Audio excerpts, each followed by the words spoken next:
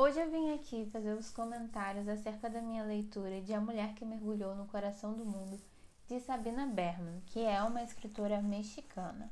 Eu encontrei essa belezinha aqui no shopping, que foi o primeiro rolê, primeira saída que eu fiz desde que a pandemia começou. Então eu encontrei esse livro por R$ 10 na livraria Cultura, se não me engano, que tem aqui na minha cidade. E acabei lendo esse livro apenas em 2 dias. Ele é bem curtinho, ele não tem muitas páginas, ele tem 240 páginas, mas ele é tão gostoso, ele tem uma escrita tão viciante que você fica ali querendo saber o que vai acontecer, que não te deixa largar dele. Ele é muito gostoso e ele é, como posso dizer, ele é bastante imprevisível, sabe? O que acontece na história você não tá esperando, então o que te instiga a continuar lendo. Esse livro conta a história da Karen. Na verdade, esse livro ele é escrito pela Karen, que é a personagem principal da história, mas ela também é narradora. É como se ela estivesse escrevendo memórias sobre o passado dela. Mas isso não fica de forma alguma enfadonho ou qualquer coisa. É bem dinâmico e o que dá graça ao livro, acho que dá o grande tempero desse livro, são os comentários da Karen acerca da vida. Então, assim, ela tem uma filosofia própria, ela tem seus pensamentos específicos, e é o que acaba incrementando um pouco a história, essa visão que ela tem das coisas, né, que ela acaba acrescentando na narração do livro.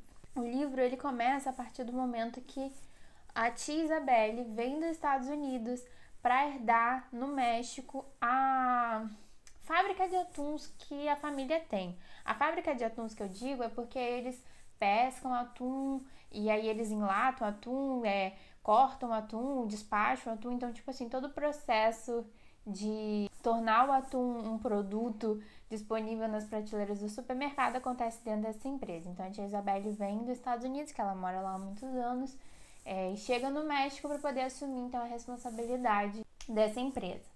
E chegando lá, ela vai pro casarão, que é da família, que é o casarão do avô dela, na verdade, do pai dela, avô da Karen. E nesse casarão, ela encontra uma criatura que é muito interessante, que nesses primeiros momentos, essa criatura vai ser descrita como um borrão, uma coisa indefinível, indecifrável. E essa criatura nada mais é do que a Karen, né? A Karen, ela foi criada de qualquer jeito, sem nenhum cuidado, sem educação. Então, assim, ela tem um comportamento meio bestial, ela come a areia do chão. E isso se dá porque a verdadeira mãe da Karen é a irmã supõe-se que é a irmã da Isabelle, nunca tomou cuidado dessa criança. Bom, então tia Isabelle chega, encontra Karen. Karen é um vulto indefinido, sem cores, sem traços físicos. Então a tia Isabelle começa a cuidar da Karen com muito carinho e começa a ensinar as palavrinhas, começa a ensinar os conceitos das coisas. E isso é muito interessante nessa primeira parte. É muito gostoso ver como a Karen, que já tem uma idade, acho que 5, 6 ou 7 anos, enfim, não sei exatamente, como a Karen, que já tem alguma noção de mundo, descreve como que ela entrou em contato com as palavras, como que ela entrou em contato com o idioma. E para quem estuda letras, isso é bem interessante de ver. Eu não sei se é baseado em alguma coisa, pelo menos a visão da personagem Karen é muito interessante, assim, é muito gostoso de você ver como ela começa a se relacionar com as palavras, como ela começa a refletir que símbolos, que signos consigam evocar a imagem de alguma coisa na nossa mente. Então, assim, para quem estuda letras é um processo bem interessante. E aí eu acho legal porque no primeiro momento elas colocam vários post-its assim espalhados pela casa, pelos objetos, com o nome dos objetos, como se cada objeto tivesse uma etiquetinha. Então a tia Isabelle, chegada ali de paraquedas dos Estados Unidos, ela se empenha muito em cuidar da Karen, em dar banho na Karen, cortar os cabelos da Karen, as unhas da Karen, porque a Karen realmente está totalmente negligenciada. E como eu disse anteriormente, a visão da Karen em relação ao mundo é extremamente interessante e às vezes muito filosófico. Isso se dá porque, segundo o livro, a Karen é autista. Eu não tenho conhecimento científico ou experiência para afirmar para vocês se a visão aqui descrita é verossímil com quem é realmente autista. Mas essa autora é justamente conhecida por escrever livros de perspectivas diferentes, entendeu? Ela gosta muito de abordar a diversidade das pessoas. Então, assim, ela é bastante conhecida no México. Eu só não sei realmente dizer se é verossímil a visão, mas é muito interessante a forma como ela enxerga as coisas, aquém dessas amarras sociais, aquém dos pesos sociais que nós empregamos, né? Problemas que a gente inventa que na verdade eles não existem, sabe?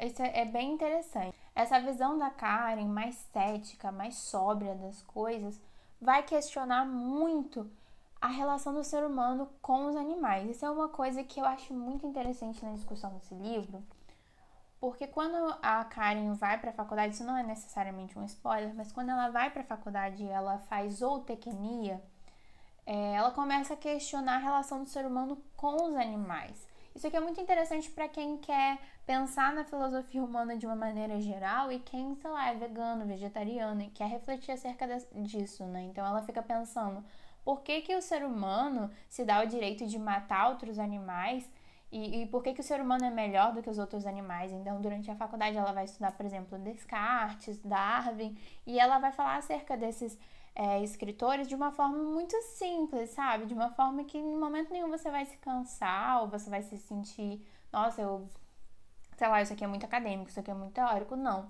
Principalmente ela vai pegar muito no pé do Descartes, porque o Descartes fala, penso, logo existo, e ela vai falar que ela existiu muito antes de começar a pensar, então automaticamente estava descartado isso.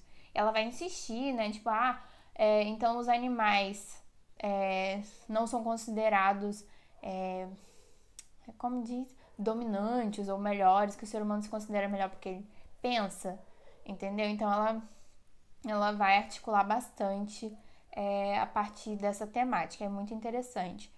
Mas não é cansativo de forma alguma, ela vem bem repartidinha em vários acontecimentos. Esse livro se gira em torno de vários acontecimentos, vários mistérios. A Karen, ela vai em vários lugares do mundo, vai acontecer várias coisas na vida dela. Ela vai conhecer um marinheiro que se torna muito amigo dela. E é muito legal, porque você realmente não consegue prever nada do que vai acontecer na história. Aí tem mistério, tem sequestro, tem várias coisas muito interessantes. Tipo, é bastante... Eu, pelo menos, a partir daqui do meio, né? Inclusive, eu marquei muito esse livro, tá vendo? E eu marquei com marca-texto, marquei com post-it, porque eu gosto muito das falas da Karen. Eu acho, tipo, muito, muito legal, assim.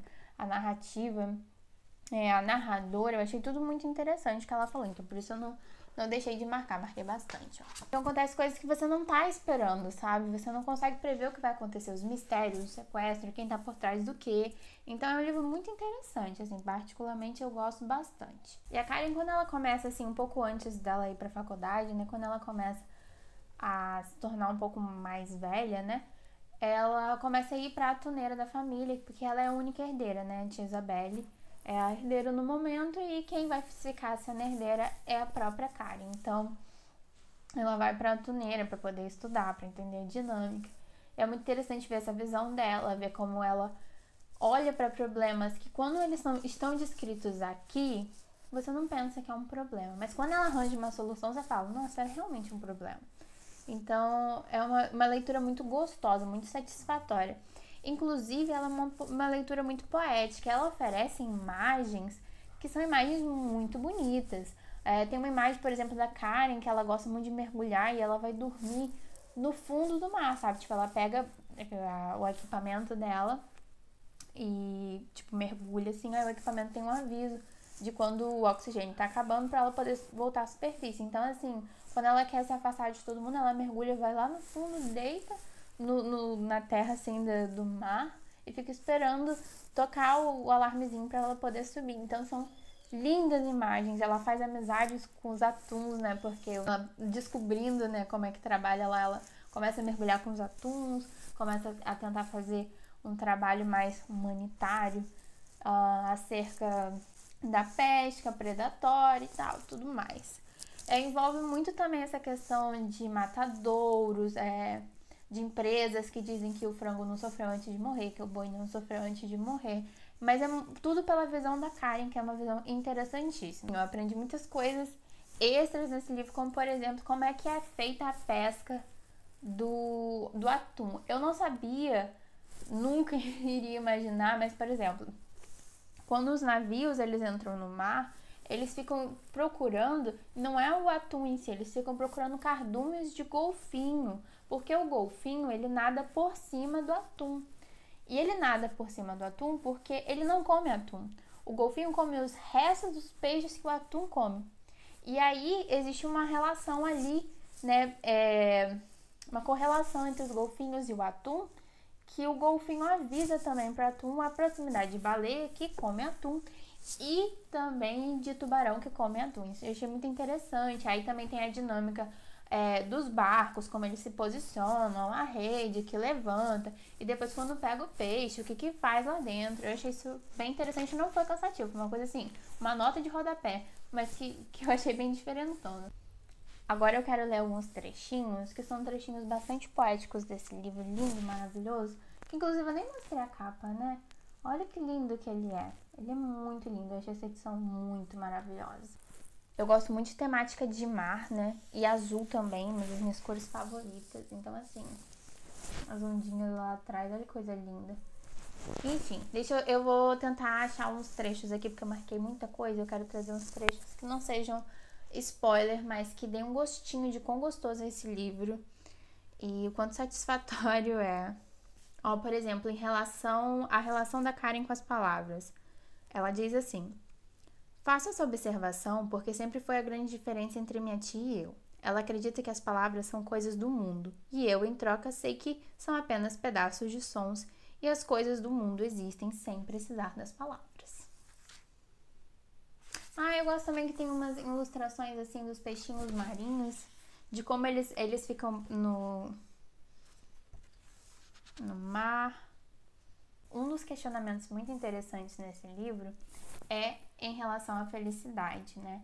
Ela fala que a felicidade é encarar o mundo como ele é, mas que os humanos standard, que é o que ela chama, que são os humanos comuns, que não são como ela, sempre estão colocando e depositando a felicidade deles em uma coisa que não é real, ou que eles ainda não têm. Então é sempre uma colocação mais ou menos assim: os seres humanos eles só serão felizes se eles tiverem aquilo que eles sempre desejam. Quando eles têm aquilo que eles sempre desejam, eles desejam outra coisa e colocam essa felicidade em cima daquilo que eles ainda não conseguiram, que eles ainda não têm. Então, eles nunca estão felizes de fato, porque eles sempre estão querendo alguma coisa a mais que eles ainda não têm.